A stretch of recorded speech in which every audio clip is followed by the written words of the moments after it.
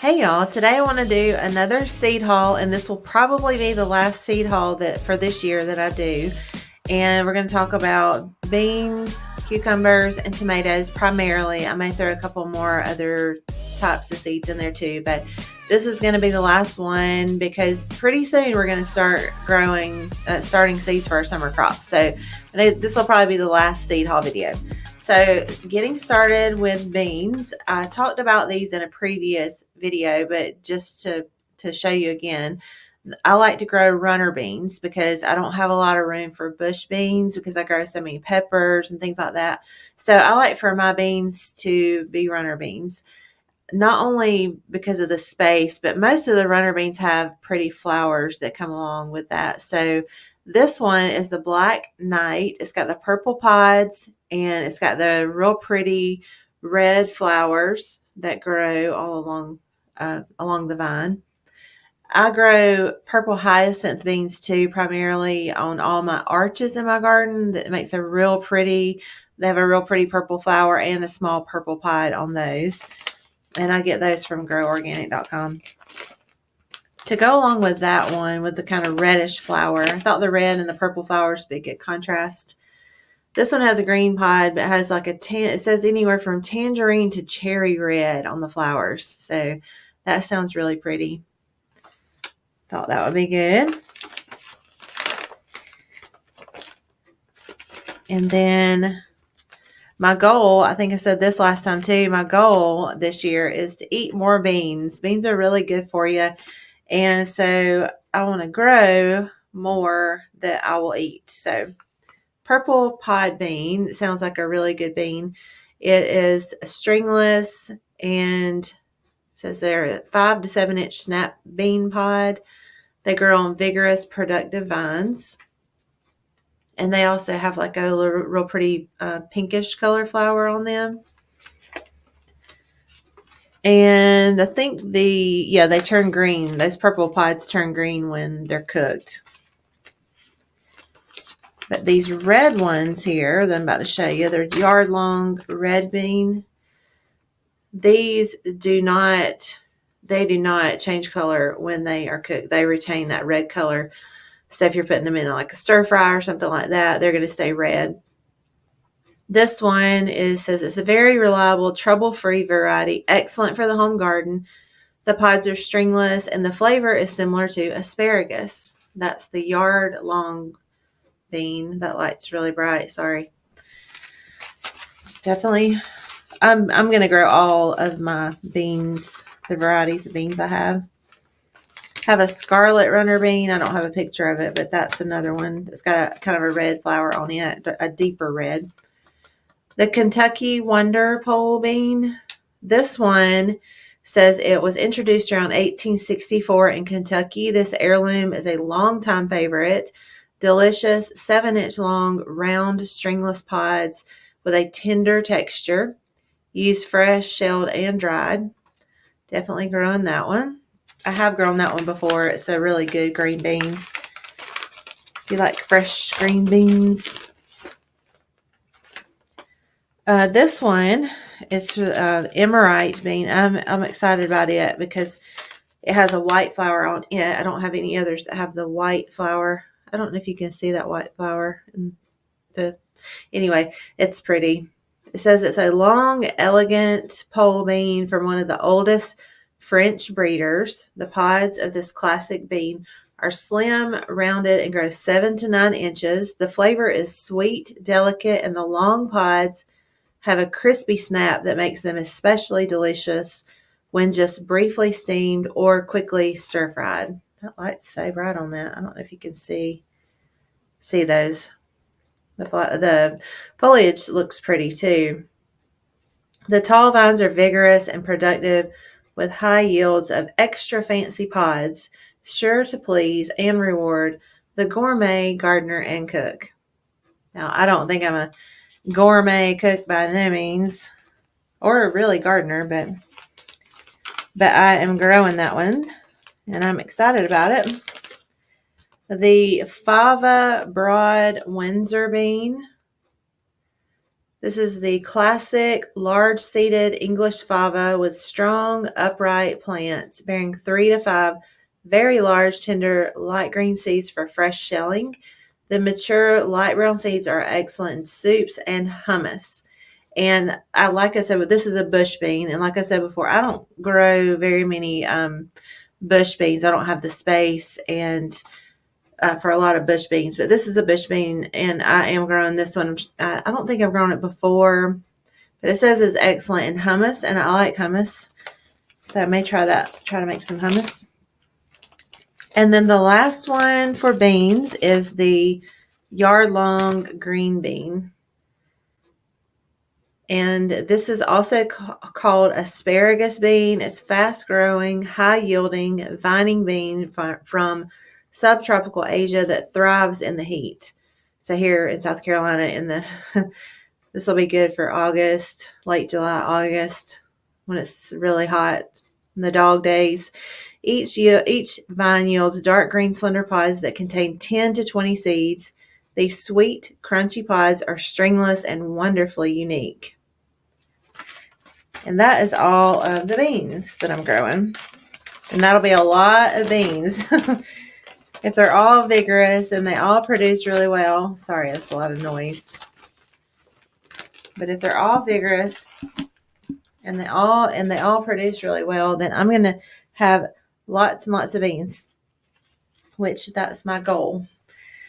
Okay, cucumbers. I talked about this one before. I'm going to just briefly mention it, the Bait Alpha, if I'm saying that right.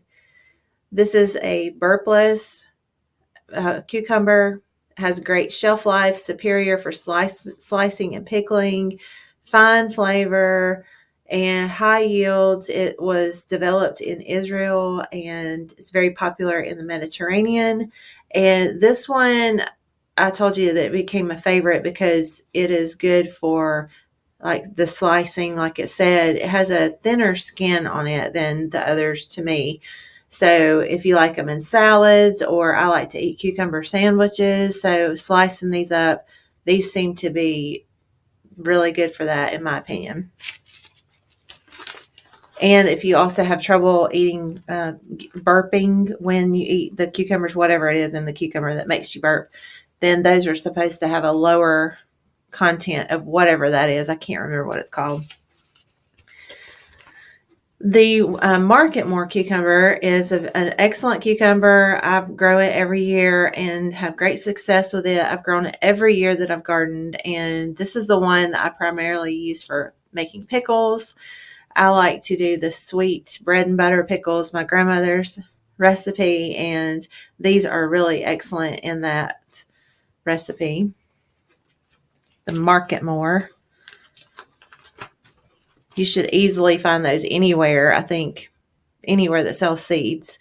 But I think I got that one maybe at Lowe's or somewhere like that, Tractor Supply. You know, they're starting to have more and more varieties of organic type seeds. And I think I got it at one of those places, that particular one. I have also gotten them from groworganic.com. I think I've gotten some from Amazon. I think I may have gotten some from Baker Creek. I can't remember. Maybe not. That Market More. I can't remember. And then the Straight 8 is another pretty common one.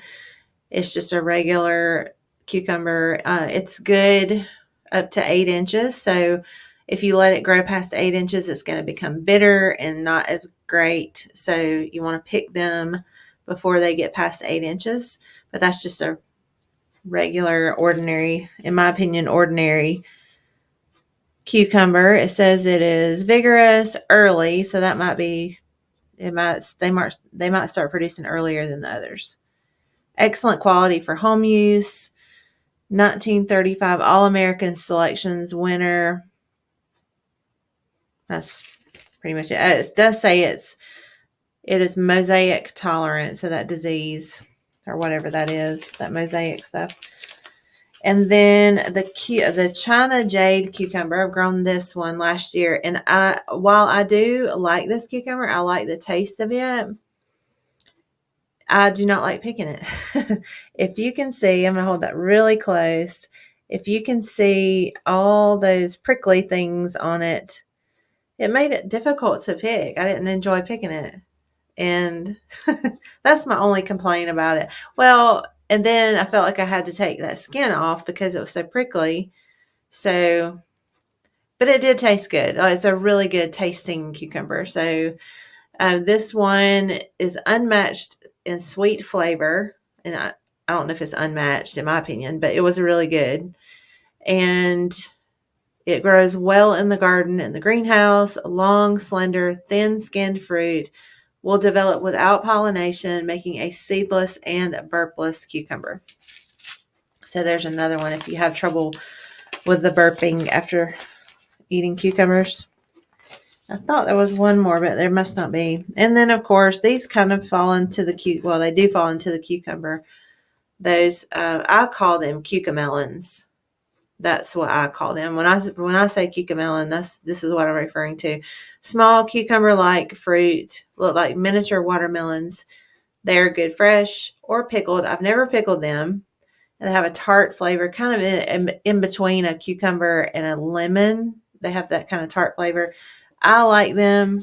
Some people do not, but they are just little small, look like little watermelons. They're fun. They're just a fun thing to grow. And I like to have little things you can snack on while you're out there in the garden. That's one of them. Another one's like the cherry tomatoes. But I grow them every year. I love growing them. I will always, as long as I can, I will grow them.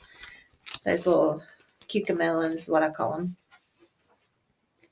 And then on to, well, let's talk about the gourds real quick. A couple of gourds that I like to grow, or not that I like to grow, that I have grown.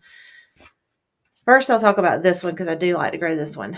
This is the Chinese miniature gourd. Sometimes they're called Jack B. Little, something like that. They're just the tiny little pumpkins. I love them. They're so much fun to grow. They do take up a lot of room, but they produce tons of these little pumpkins. So this is excellent going towards, the fall for decorations. You can save those for the fall. I have eaten them. They're just little pumpkins, and they're really fun to grow, especially if you have kids. That's something fun for them to go out and see. But you need a lot of space for it. They're going to vine out. And then this one, I don't have a picture of, but I want to talk about this for a minute because I think it's kind of trendy right now in the gardening world. And I have grown it before, so I want to give my 2 cents. And that's the Loofah, the dishcloth gourd, the Loofah. Okay, let me talk about this. I have a love-hate relationship with this too because it's really fun to grow the loofah plant. It's fun to have the loofahs. It's a long process. So number one, you're going to need a long growing period. You're going to need to start these loofah plants now. And if you have to grow them inside, then you're going to have a space issue because they're going to get big. And so there's a little bit of, a struggle there. They have, I think it takes like 100 days, 120 days, something like that. It's a long, long growing period before you're going to have that dishcloth. So plan on a long time before you actually get to that point. They produce like crazy. So if you're looking for something, if you're wanting to grow this, they're going to produce a lot of those dishcloths for you. The sponge, whatever you want to call it, the loofah. They're going to produce a lot. So if you're looking to grow them to like sell at the farmer's market or use in your own home to do whatever with, then yes, it's excellent. 2 things you need to remember. They need space, lots and lots of space, and they attract yellow jackets like crazy. So you're going to need to be careful. They have these beautiful bright yellow flowers all over them when the blossoms come out, and the yellow jackets not only love that yellow flower, but I think they love the leaves. It has a really strong smelling leaf on it. And I think that must attract them. Excuse me. So you're going to want to plant this. If you're going to grow loofahs, you're going to want to plant them. I can hold this up so you might know what I'm talking about. So if you're going to grow loofahs, you want to plant them away from the main part of your garden. I made the mistake one year, the first year I grew them, I made the mistake of putting them in the garden on an arch. And while I thought I had plenty of room for this, it took over. And the stem on this thing gets huge. Like this thing gets so big, and one loofah plant will grow and just spread and keep growing forever. It's hard to kill. I stopped watering it because I wanted it to die. I was like, this thing has got to get out of my garden because there were so many yellow jackets on it. I couldn't get in there to really even get to the loofahs because I got stung like 5 times. They were just all over it. And maybe that's just my experience with it, but I just want to forewarn you because I've seen a lot of videos where people are growing these loofah plants. They are fun to grow.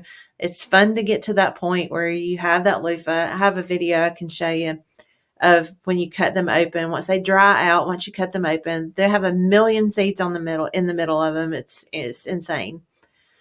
But just remember, you're going to want to plant them out away from the main part of your garden, away from anything else, and they're going to want to climb. They're going to want to just spread and climb. So if you have a back fence line or something like that, that's perfect for it. And also, if you're just going to let them grow wild, then you definitely want somewhere away from your garden because of all the yellow jackets. That's my 2 cents. I have kind of a love-hate relationship with this. It's really cool to get that loofah at the end, but it's kind of a tough process. So I don't know that I'm going to grow them this year because of that, because I don't know that I want to dedicate that much space to something this year I did the whole loofah thing, but I don't know. I don't know if I really want to do it. So I'll think about it. I may do it, but I'll think about it. But just a forewarning, I just want people to know what you're getting into with that loofah plant because they do get crazy.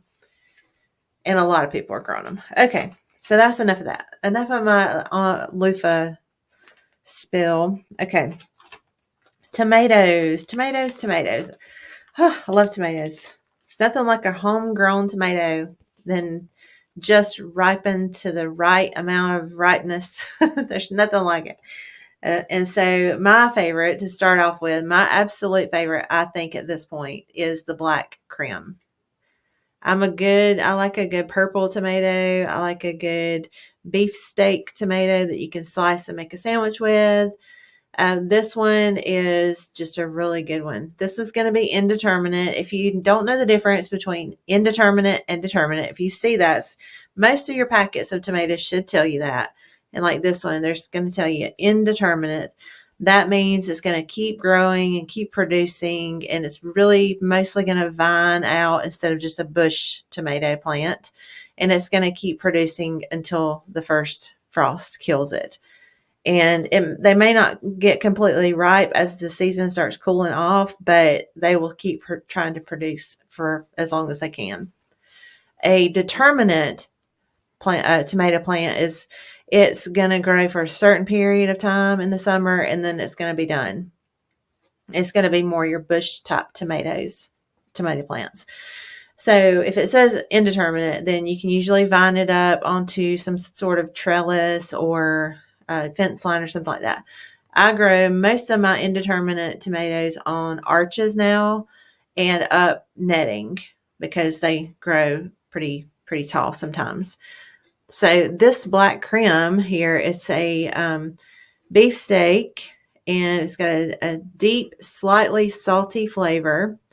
It's dark red and has green on it, and it's a good choice for containers, small gardens, but it has a really nice taste to it. I really like it. A friend of mine, I can't remember, one of my friends recommended it, and I tried it 2 years ago, I think, and I just fell in love with it. Really good. My favorite cherry tomato is the sweetie cherry tomato. And it's this one, the sweetie cherry tomato. They produce very sweet, red, round cherry-type tomatoes up to 1 inch in diameter. It has a high sugar content, makes it a good choice for juice or preserves. It's resistant to Alternarium stem canker. I don't know what that is. I don't know if I've ever dealt with that or not, but But this is my favorite cherry tomato.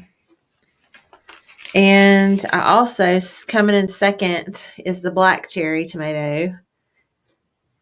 I like these black cherry tomatoes. They have a really nice flavor, sweet, rich flavor, very productive, dark purplish color, real pretty. And that's most of your cherry tomatoes are going to be indeterminate. Then this is another cherry tomato, the red grape. And I don't know how you say that last word, but another cherry tomato. This one has long clusters of 12 to 16 bright red baby grape tomatoes, weighing about an ounce each. So that's going to be a little smaller than a cherry tomato. Very sweet. Moving right along. Tomatoes, I probably grow the most variety of things is peppers and tomatoes for me. The rest I just kind of stick with 1 or 2, 3 different kinds of things. But I like to try all different kinds of tomatoes. I like this Cherokee purple is a favorite for most people, including myself. I do love this Cherokee purple is probably my second favorite. This Cherokee purple. And beautiful, deep, dusky, purple pink color, superb sweet flavor, very large fruit, and a customer favorite. It was, let's see, this variety is reputed to have been grown originally by the Native American Cherokee tribe. So, very, very good tomato. Good slicing tomato. I showed this one last time that I talked about tomatoes, and that's the carbon, however you say that. That's another one that's a good, looks like a good, I think I've grown them. I can't remember. I don't think I have. I really can't remember. I've grown so many different ones. But this one has won a Best Tasting Tomato Award at the Heirloom Garden Show. It's smooth, large, beautiful fruit, complex flavor, and another purple one that makes the purple tomatoes famous. And I'm going to try to finish up quickly with these, so I'm not going to go in great detail, but the green zebra tomato, so green striped one, I've grown that one a couple years ago. It was not very impressive to me. I'm not a big fan of anything other than like a red or a purple tomato, but I do like to grow different varieties for their color and just to try them out. Like I said, try it and see what happens. I like to try it and see what happens. I've grown the yellow pineapple tomatoes. Those are okay. They're the white wonder, the big white ones. Those are pretty good as far as a different color. I'm not growing those this year though.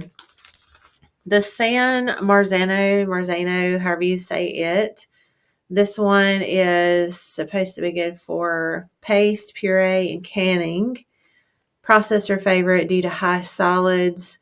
The standard Italian pear tomato, aka the Italian canner. You've probably heard of this one before. San Marzano. I will grow that one. I tried these last year, and I don't know. Last year I did not. I don't know. I had kind of an off year last year a little bit with my tomatoes. But the Inca Jewels is a container Roma tomato. I don't think I followed through with this, but I'm going to try again this year. This one, Thorburns Terracotta Tomato. Honey brown skin, orange pink flesh, and green seed mass. It's an eye-catching slicer with an out-of-this-world flavor. So I think I tried these. I don't know if I actually grew these. I can't remember. Like I said, I had kind of an off year last year with my tomatoes, and then the year before, I can't remember. Paul Robeson tomato is another favorite, another one right along the lines of the Cherokee and the Black Krim. To me, it's a amazing flavor that is so distinctive, sweet, and smoky. 7 to 10 ounces of fruit, brick red color. So I'm growing those. And ox heart. I don't know if you've ever heard of the ox heart. That's another delicious tomato. It used to be my favorite. But the ox heart beefsteak, really good tomato. If you've ever had one, you'll probably always grow them, and that's what I do. I always grow them. The black strawberry, I think I showed that one last time. That's a real pretty marbled one, like scarlet and blue and gold. Real pretty one. And then this one I mentioned the other day, the Sart Rollois, however you say that.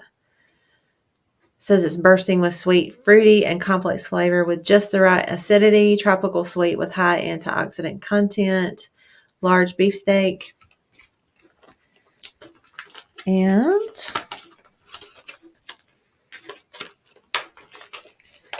try not to make this video super long, but the red pear tomato, I talked about the yellow pear the other day. This one's just the same except different color.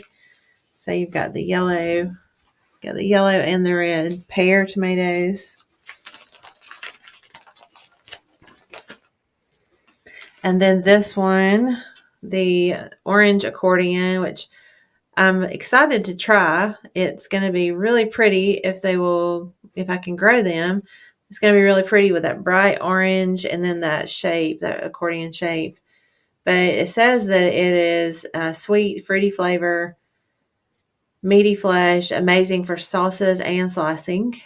So I'm looking forward to trying that. That should be interesting, and I will update you, keep you posted on that.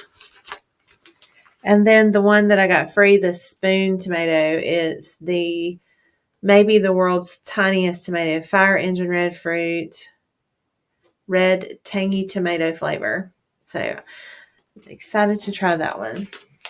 And that is all for this video. I'm not gonna keep going and make this extremely long, but I may do one more. I don't know. I have a few more seeds I might talk about, but I don't want to drag the seed hauls out too far because we're going to start here growing stuff really soon as far as the summer fruit or summer vegetables. So, but that is all for today. Thanks for sticking around. And as always, as I always say, try it and see what happens. I encourage you to grow something this year. I always want to encourage you to grow something, even if it's one tomato plant. Pick a tomato plant or a tomato that you like eating, and try to grow a tomato plant or a cucumber, whatever you want to try.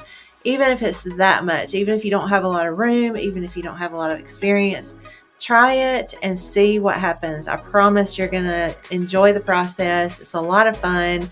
And just that seed to supper is what I like to say. From seed to supper, there's just something about that makes it just feels good to put food on your table that you've actually grown from a seed. So that process is just really awesome. So until next time, like I said, try it and see what happens, and I'll talk to y'all later.